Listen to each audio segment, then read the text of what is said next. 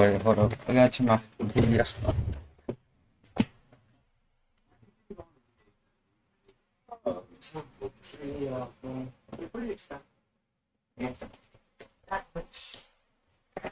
That works. Okay. Fuck me. Okay, let me put my lo-fi on.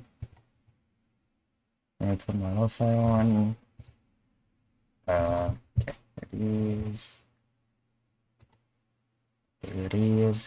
there it is. Alright. Reading some bedtime stories. I'm reading some bedtime stories. I don't want kids' bedtime stories, I just want bedtime stories. I don't want kid bedtime stories though, don't piss me off. For adults, here it is. Okay, see, this is what I want. If it's gonna load, Jesus. What do we want? Short 4-minute story. You know what, we're just gonna go down the list. Okay, let's see. Let me start reading. Dog, tucked into bed. Tucked in real tight. You know what I'm saying? Pause. Get comfy, get your glass of water, glass of milk, whatever you want, whatever you need. Get that, and yeah. Let me turn the lo-fi up a little bit. Okay, that should be good. Okay. Sitting next to a scary yakuza. Once upon a quiet, moonlit night in the bustling streets of Tokyo, there sat a humble businessman named Takeshi. He had just finished a long day at work, and the weight of the world had pressed upon his shoulders. The city's neon lights illuminated his weary face as he found himself sitting next to a fearsome Yakuza boss named Hiroshi. Takeshi had never imagined he would be in such a situation, but sometimes life has a funny way of weaving its own tales. Hiroshi, known for his cold demeanor and inked body, was as fearsome as the rumor suggested. He had a reputation that sent shivers down the spines of those who dared to speak his name. But on this particular night, a strange twist of fate had brought them together in a quiet, dimly lit jazz bar tucked away in the labyrinthine streets of Tokyo. The gentle hum of soft jazz filled the air, creating an unexpected harmony in an otherwise tense atmosphere. Takeshi, feeling a mix of nervousness and curiosity, decided to break the ice. Hiroshi-san, I've heard stories about you. You're a man of great influence and power, aren't you? Hiroshi glanced at Takeshi with a faint, enigmatic smile, his eyes concealed by sunglasses. He seemed to hide 1,000 untold stories. You've heard correctly, he replied, his voice low and measured. As the night wore on, the two men found themselves engrossed in conversation, discussing topics far from the criminal underworld. Hiroshi spoke of his love for classical music, and Takeshi revealed his passion for vintage motorcycles. It was a night of revelations, where the lines that usually separated their worlds began to blur. The jazz band played on, and the soothing melodies transported Takeshi and Hiroshi to a different realm, a world where they were just two men, sharing their dreams and fears. Hiroshi, for the first time, felt something different. He had a reputation to uphold, but in Takeshi's company, he could be himself without pretense or fear of judgment. Takeshi, too, had felt a connection he had never expected. Underneath Hiroshi's fearsome facade was a man yearning for a different life. They talked about their childhoods, their dreams, and the paths they had taken. They discovered that they had more in common than they could have ever imagined. The night passed slowly, and as the jazz band's final notes faded into the stillness of the early morning, Takeshi and Hiroshi realized that they had formed a bond, an unlikely friendship that transcended their worlds. With a nod of respect, Hiroshi stood up, ready to leave. Takeshi, though reluctant, understood that this was where their paths diverged. Hiroshi-san, I'll never forget this night, Takashi said. I'm so sorry. Takeshi said with sincerity. Hiroshi nodded in agreement. Nor will I, Takeshi-san. The Yakuza boss disappeared into the Tokyo night, leaving Takeshi with a newfound sense of serenity. As he made his way back home, he couldn't help but smile, for he had discovered that even the most fearsome individuals could harbor the most unexpected kindness and humanity. And so, Takeshi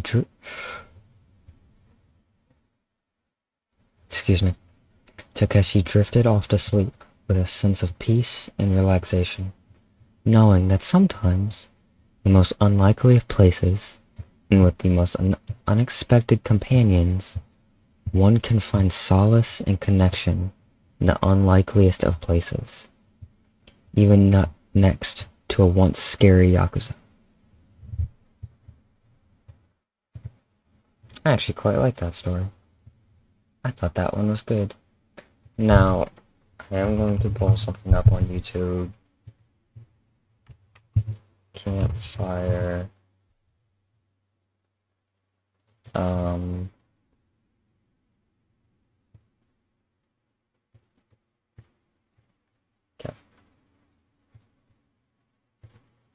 Let me move this to my other monitor so I can read it. And then that way y'all can just have this full screen. Okay. I'm waiting for it to load into the next page. Oh no, it took too long to respond. What the fuck? Okay, I got it. Okay. Oh, I can't see my chat that way. Just bear with me, everybody. Okay, here it is. Okay. Alright. Once upon a time... Oh, sorry, I forgot to... Okay. Sorry, I forgot to read the title of it. The Egyptian Quest for Immortality.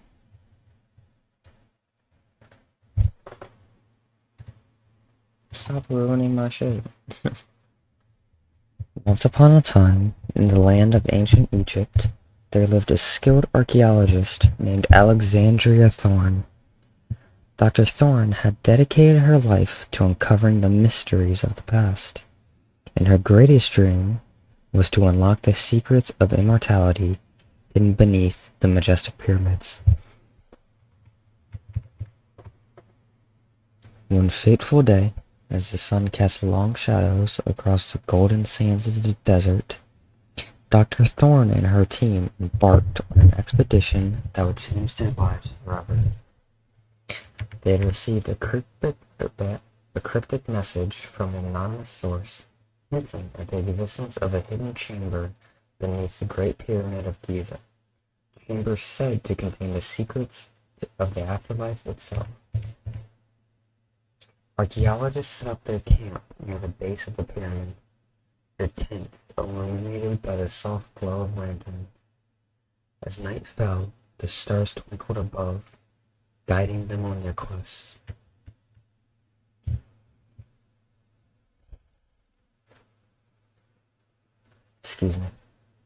Dr. Thorne and her team ventured into the pyramid, navigating dark and winding passages illuminated only by the flickering light of torches. Ancient hieroglyphs adorned the walls, telling stories of pharaohs and gods. As they delved deeper, they encountered treacherous traps, cunningly hidden by the architects of the past. Dr. Thorne's heart raced as they carefully stepped over pressure plates and avoided falling sand traps. Finally, after what felt like an eternity, they reached a massive stone door, adorned with intricate carvings and inscriptions. Dr. Thorne's heart swelled with anticipation as she began deciphering the hieroglyphs, slowly uncovering the secrets of the chamber beyond. Inside, they discovered a room bathed in a soft, ethereal light, its walls adorned with shimmering gold and precious gems. In the center of the room stood an ornate sarcophagus, encrusted with jewels,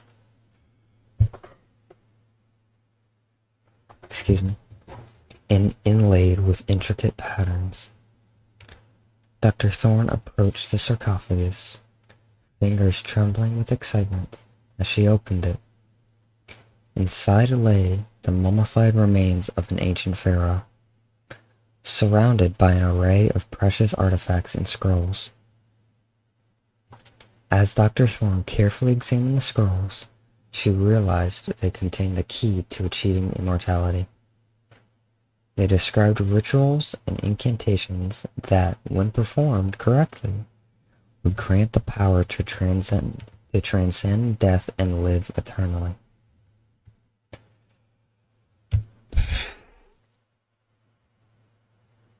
I'm so sorry. I keep yawning. I do apologize. Dr. Thorne and her team decided to leave the chamber untouched, respecting the ancient pharaoh's resting place. They returned to the surface, their hearts filled with a newfound sense of wonder and serenity.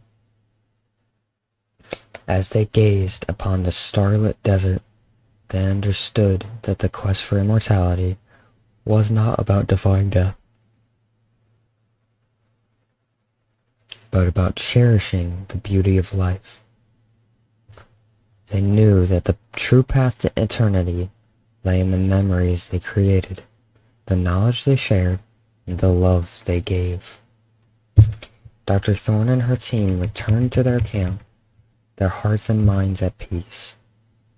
They lay under the vast desert sky, the ancient pyramids towering above, and drifted into a tranquil sleep, knowing that in the realm of dreams, they could explore the mysteries of the past and embrace the serenity of the present.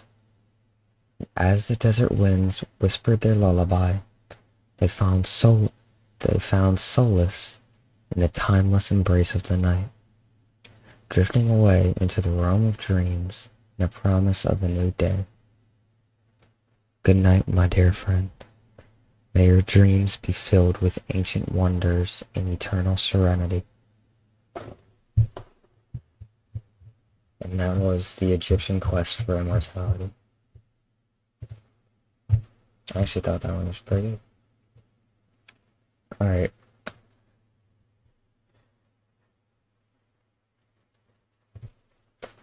The Dragon Rider's Quest. Once upon a time, in the sprawling kingdom of Eldoria, where towering mountains touched the heavens and dense forests whispered secrets to those who dared listen, a young stable hand named Alara lived a simple yet fulfilling life. She had a deep connection with the kingdom's horses, and her days were spent tending to their needs with love and care. One crisp autumn morning, while exploring the outskirts of Eldoria, Alara stumbled upon an overgrown path that led her to a secluded cave hidden behind a cascading waterfall. The cave was shrouded in mystery, its entrance barely visible to the naked eye. Something deep within her told her to explore further. With each step into the cave, the air grew colder and the darkness more impenetrable.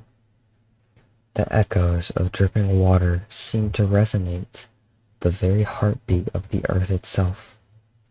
It was then, amidst the shadows, that Ilara discovered a sight that would forever change her life. A glimmering, iridescent dragon egg nestled within an ancient stone cradle.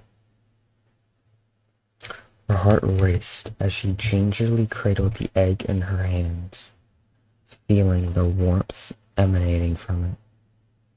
Dragons were thought to be extinct, their tales relegated to ancient scrolls and whispered legends.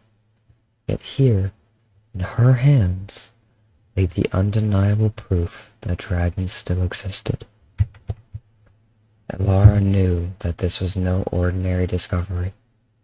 The bond between a dragon and its rider was said to be a powerful and ancient connection, one that could mend the broken bonds between humans and these mythical creatures.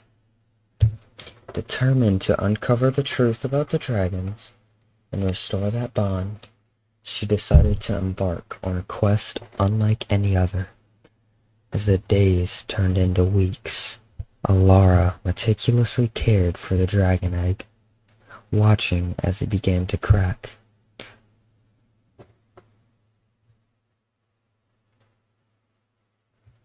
Revealing a creature of unimaginable beauty and power. The dragon's scales shimmered like a midnight sky filled with stars, and its eyes held the wisdom of centuries. Together, Ilara and her dragon companion, whom she named Astrid, set forth on their epic journey. They traversed treacherous terrain, crossed perilous rivers, and faced daunting challenges. Along the way, they encountered a diverse cast of characters, each with their own story and wisdom to share. There was the wise old sage who had once ridden a dragon in his youth and imparted invaluable knowledge about the bond between dragons and humans. There was the mysterious forest guardian who tested their courage and loyalty, allowing them to pass only when their hearts were pure. And there are the nomadic dragon whisperers who shared the ancient songs and stories of their people, deepening Ilara's connection with Astrid. As the days turned into months,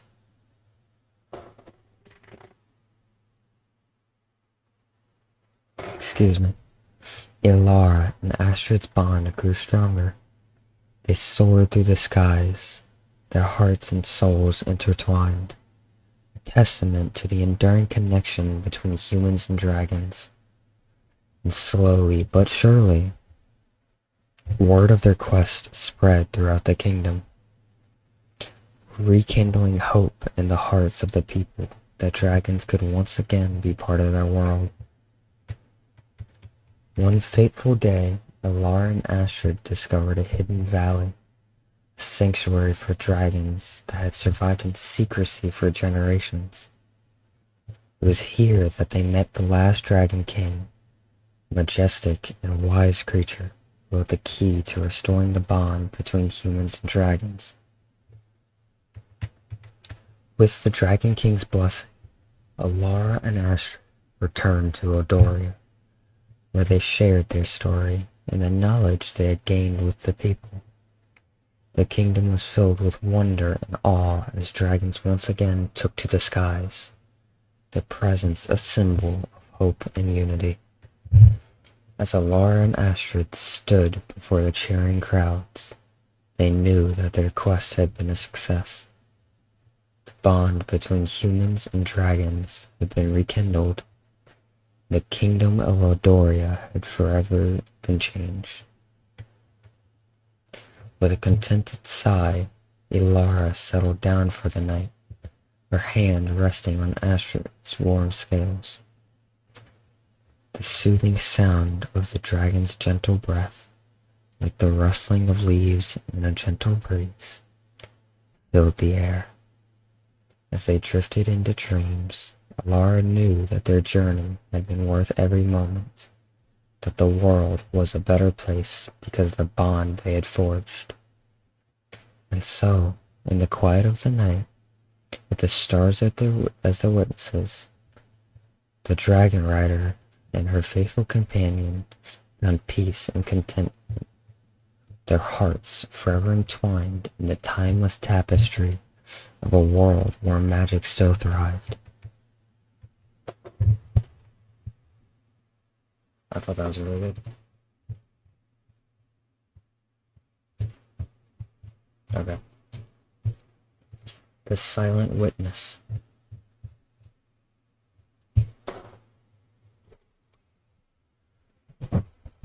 Also, if y'all hear me pause while reading, it's because I keep yawning. Because it's 12:24 and I want to go to bed at some point. Once upon a time, in a sleepy coastal town, nestled between towering cliffs and the soothing embrace of the ocean, there lived a humble fisherman named Elias. This picturesque hamlet, bathed in the silver light of the moon, was a sanctuary for those seeking refuge from the chaos of the world. But even in such serene surroundings, secrets lay hidden beneath the surface, waiting for a curious soul to uncover them.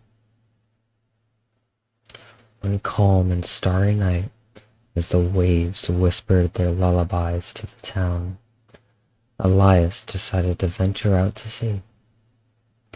His well-worn boat, christened the Stargazer, glided effortlessly over the gentle swells.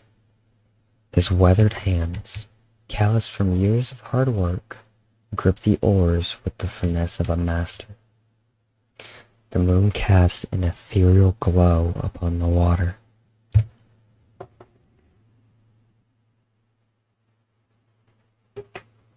Revealing a distant silhouette that sent a shiver down Elias's spine. He followed his instincts, guided by an inexplicable pull towards the enigmatic sight ahead. As he approached, his breath caught in his throat, for what lay before him was a shipwreck unlike any other. The shipwreck, eerie relic from a forgotten era, loomed ominously in the moonlight. The vessel's time-worn timbers creaked like the whispers of ghosts as Elias cautiously climbed aboard. The deck was slick with seaweed, and the air was thick with the scent of salt and decay. It was as if time itself had stood still within the confines of this nautical grave. His heart pounding with a mixture of dread and fascination, Elias ventured deeper into the bowels of the ship. It was there, amidst the tangled mess of seaweed and debris, that he discovered a chest, encrusted with barnacles and almost swallowed by the wreckage.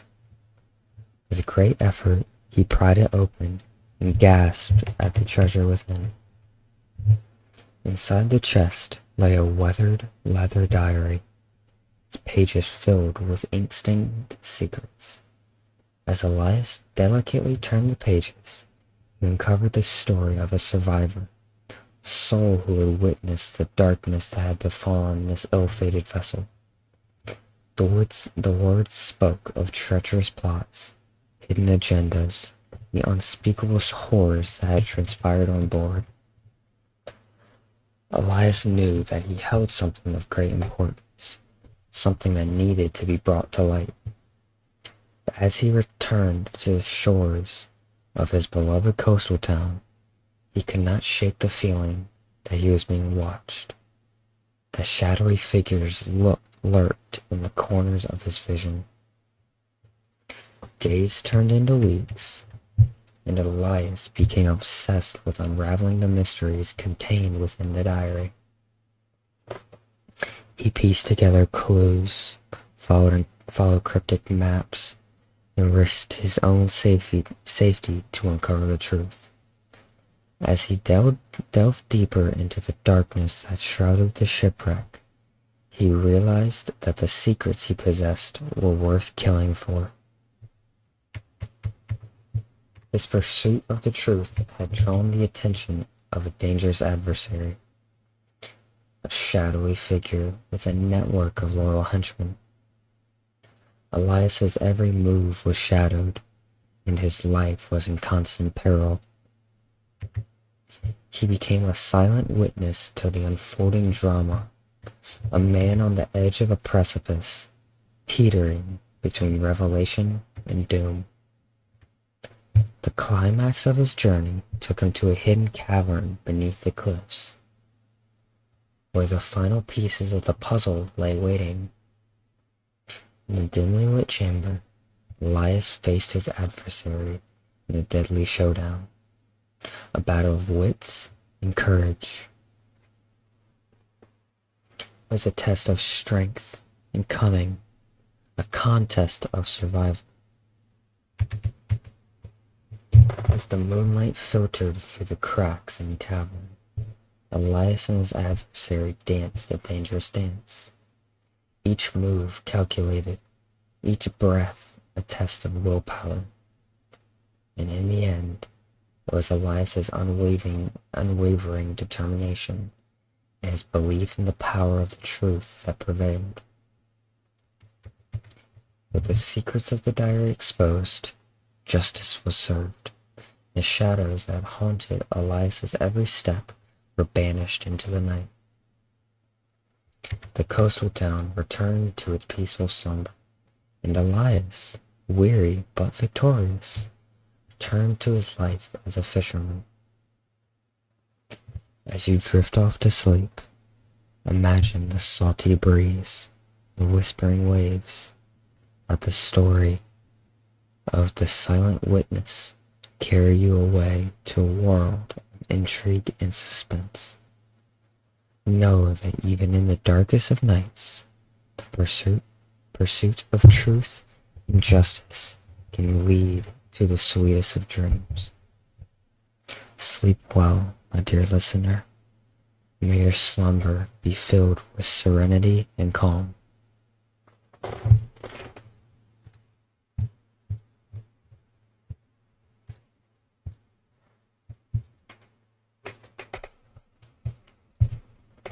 Nocturnal riddles. In the hush of the night, under the shimmering moonlight, a renowned puzzle solver named Professor Edmund Sinclair received an intriguing invitation. It was an ornate envelope with an embossed wax seal bearing an emblem that resembled a labyrinthine puzzle. The invitation was for an exclusive gathering at the enigmatic Blackthorn Mansion, known for hosting secretive nocturnal events.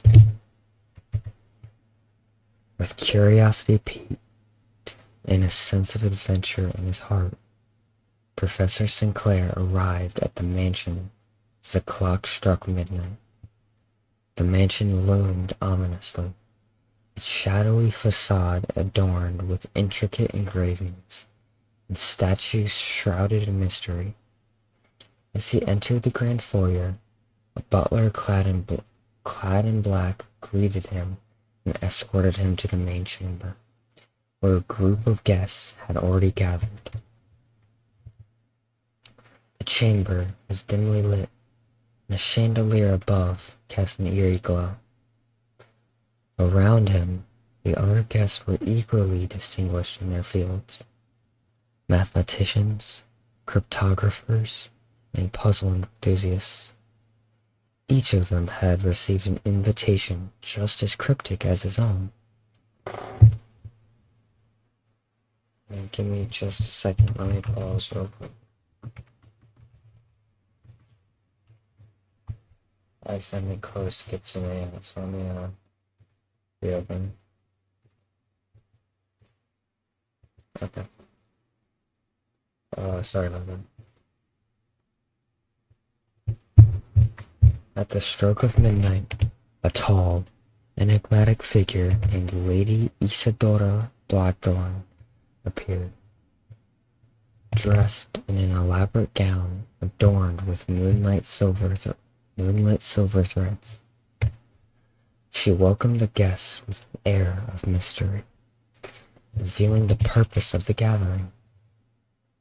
They were to partake in a series of complex puzzles, riddles, and enigmas devised to test their intellect and unravel secrets hidden within the mansion's ancient walls.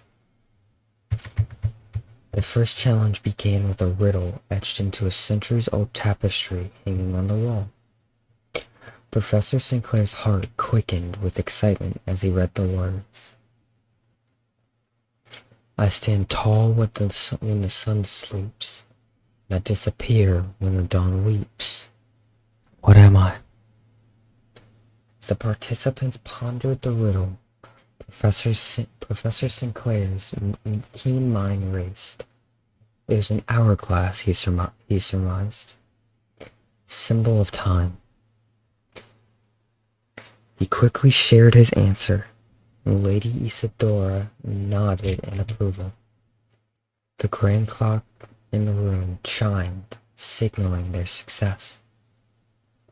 The puzzles continued, each one more intricate than the last. Hidden compartments, cryptic codes, and optical illusions confounded the guests. They were all drawn into the enigma of Blackthorn Mansion, eager to prove their mettle. But as the night deepened, a sense of unease settled over the group. Whispers of a dark agenda permeated the air, and sinister secrets began to unfurl. Professor Sinclair's sharp intuition sensed that the mansion held more than mere riddles. It concealed a nefarious plot. He discreetly gathered clues, forming a clandestine alliance with another guest, Dr. Alara Montague, an expert in ancient languages. Together, they decoded cryptic messages hidden in the mansion's artworks, revealing the hidden society with dark intentions. As the final hours of the night approached, Lady Isadora revealed the ultimate challenge, a puzzle so intricate it would determine their fate. The mansion's grand clock, a colossal mechanical marvel, displayed a countdown timer. To escape the mansion's clutches, Lady Isadora declared, you must solve this puzzle before dawn, or you shall remain here forever. Professor Sinclair, Dr. Montague, and the remaining guests huddled around the clock.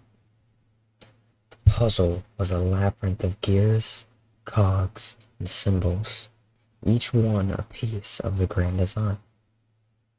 They worked tirelessly, their minds racing against the relentless march of time.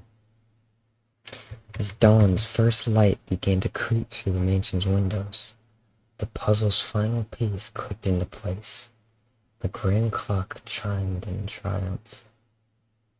The mansion trembled, revealing hidden passages and escape routes.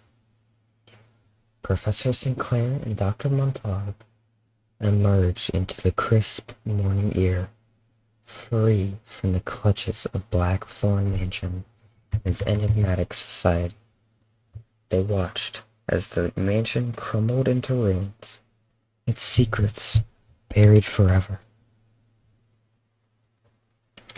As they walked away, the sun's warmth on their faces, Professor Sinclair couldn't help but smile at the incredible adventure he had experienced. The nocturnal riddles had tested his intellect, his courage, and his determination. And now, as the world awakened to a new day, He felt a profound sense of relaxation and release from the stress of the night's challenges. The newfound appreciation for the mysteries of the world, a sense of peace in his heart, Professor Edmund Sinclair bid farewell to Blackthorn Mansion and the enigma it had presented. He knew that in the quiet of the night, he would always cherish the memory of that fateful nocturnal adventure.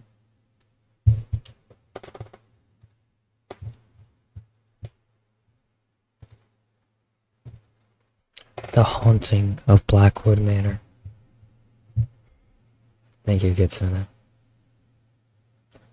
In the heart of the mist-shrouded English countryside, nestled amidst ancient oaks and ivy-clad walls, stood Blackwood Manor, an imposing Gothic mansion with a history steeped in mystery. Many whispered tales of ghostly apparitions, eerie wails, and otherworldly phenomena that had plagued the manor for centuries. The legends had attracted thrill-seekers, skeptics, and curious souls alike, but none had dared to spend a full night within its dark, imposing walls. That is, until the renowned paranormal investigator, Professor Alexander Sterling, received a peculiar letter. The letter arrived one brisk autumn evening, its envelope adorned with an intricate wax seal bearing the crest of Blackwood Manor. Inside, a handwritten note from the manor's owner, Lady Eleanor Blackwood, requested Professor Sterling's expertise in unraveling the enigmatic mysteries that had plagued her ancestral home for generations. The offer was irresistible to the professor, who had spent his career debunking the supernatural. Upon his arrival at the manor, Professor Sterling was greeted with the eerie silence that hung in the air like an invisible shroud. The mansion's ornate facade, adorned with grotesque gargoyles, stared down at him, its windows like vacant eyes that had seen too much. Lady Eleanor, a woman of regal demeanor, silvery hair, and an air of quiet authority, welcomed him inside. As the sun dipped below the horizon, casting elongated shadows throughout the cavernous hallways, Professor Sterling began his investigation. Armed with an array of specialized equipment, he embarked on a quest to demystify the unexplainable. The professor's first night within the manor was marked by a chilling stillness that seeped into his very bones. Every creak of the floorboards seemed like the hesitant steps of a reluctant spirit. Every flickering candle flame appeared to dance to an otherworldly tune. Yet for all his skepticism, Sterling had a feeling that he could not dismiss. A sensation that the air itself was thick with an unseen presence. As the midnight hour approached, Professor Sterling retired to a chamber known as the Haunting Room.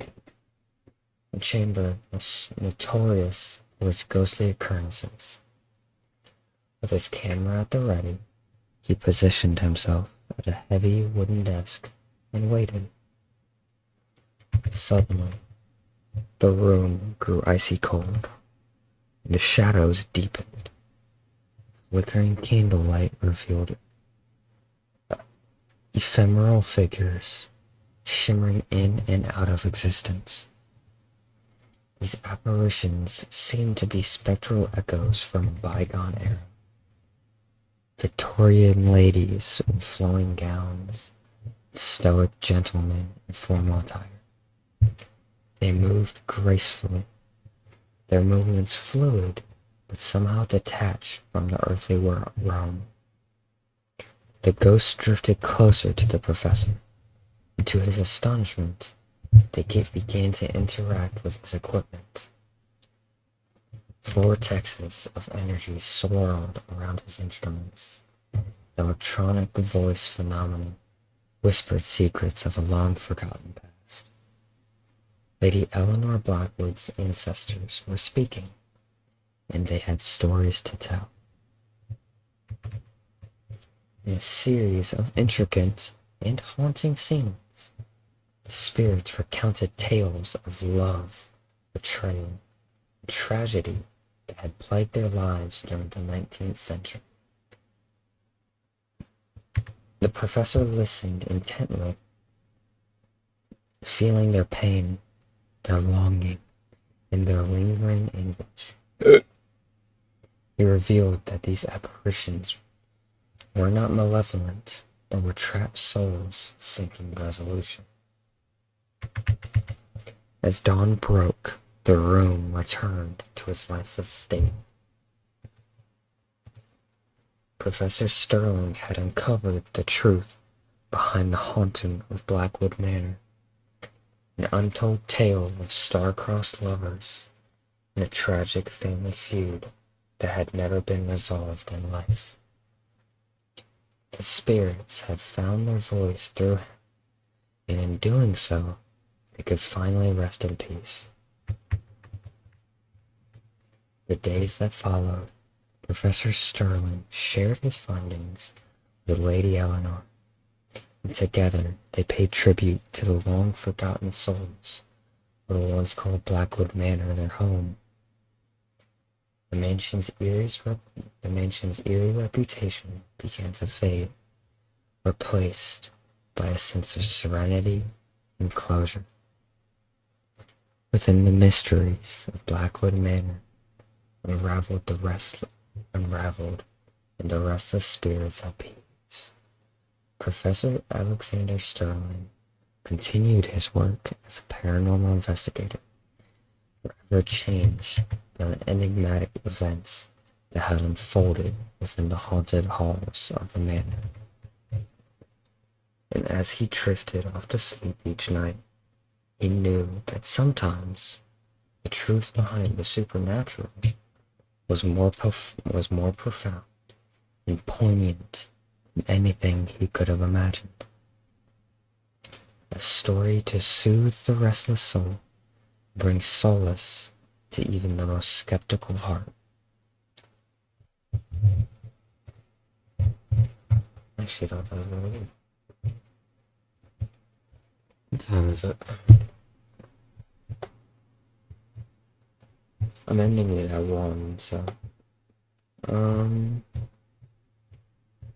Okay.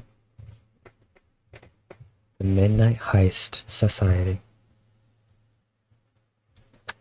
Once upon a time, in the sprawling city of Nocturnia, there existed a shadowy realm hidden beneath the moon's tender glow. It was a world untouched by the sun's rays, a place where secrets thrived. The inhabitants lived under the enigmatic reign of the Midnight Heist Society.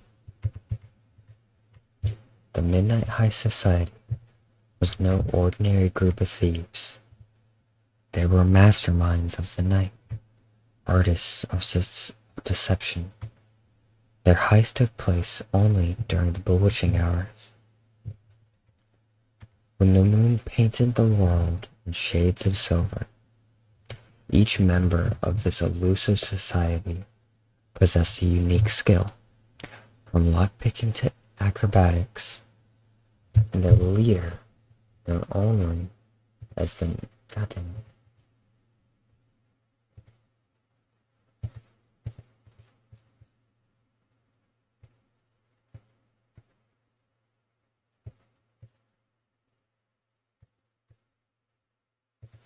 Okay, so.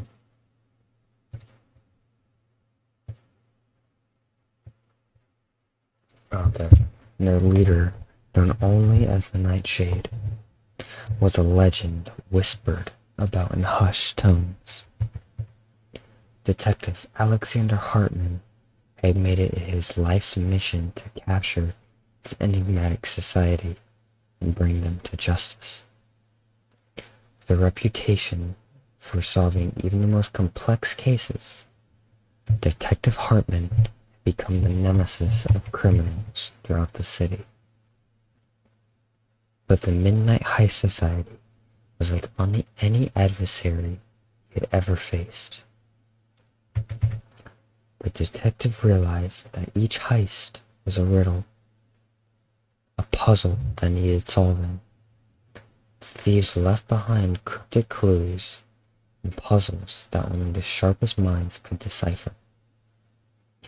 It was as if they were inviting him to a game of wits, a midnight cat and mouse chase that stretched across the city's labyrinthine streets. One crisp moonlit night, the Midnight High Society struck again, this time targeting the renowned Sapphire Serpent, a priceless jewel displayed at the Nocturnia Museum.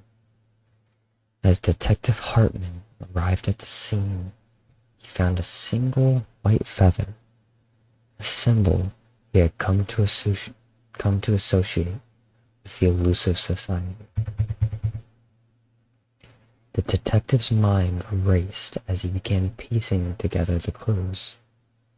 Each heist was a brushstroke on the canvas of his pursuit, and he could feel himself drawing closer to the truth. But what he didn't anticipate was the connection he would discover between himself and the Nightshade. As the chase continued, clues led Hartman to an old abandoned library nestled on the outskirts of Nocturnia. It was there that he finally confronted the Nightshade, a figure draped in shadows and cloaked in mystery. In the dimly lit room, they circled each other like two predators, locked in a deadly dance. But as they exchanged words, they unearthed a shocking revelation. The Nightshade was once Detective Hartman's childhood friend, Sophia, who had vanished without a trace years ago. Her reasons for turning to a life of crime were as intricate as the heist she had orchestrated. She had become a thief to protect the vulnerable, seek justice against the corrupt elite who had wronged her in the past. Torn between his duties as a detective, the bonds of their shared history, Hartman found himself at a crossroads. He had to make a choice. Continue the chase and apprehend the Nightshade, delve deeper into the past to understand the motives behind her actions. Under the pale moonlight, they forged an unexpected alliance. Detective Hartman would help the Nightshade expose the corruption that had driven her to a life of crime, and in return, she would surrender herself to the law once justice was served. As the Midnight High Society unraveled the web of corruption that gripped Nocturnia, the city began to heal. The moon's gentle radiance now symbolized not only mystery, but hope and redemption. And so, beneath the ever-watchful gaze of the moon, the city of Nocturnia saw the rise of an unlikely partnership, where the detective and the thief worked together to bring about a brighter dawn. While their midnight cat and mouse game turned into a story of forgiveness, redemption, the enduring power of friendship. As you drift into your slumber, remember that even in the darkest of times, the moon still shines, casting a gentle glow that can reveal hidden truths and mend broken bonds. And in your dreams, may you find the courage to chase your own mysteries and uncover the connections that bind us all. Good night, dear dreamer. And that was my stories. I didn't really have much else other than that, so quick little stream. And yeah, I appreciate you.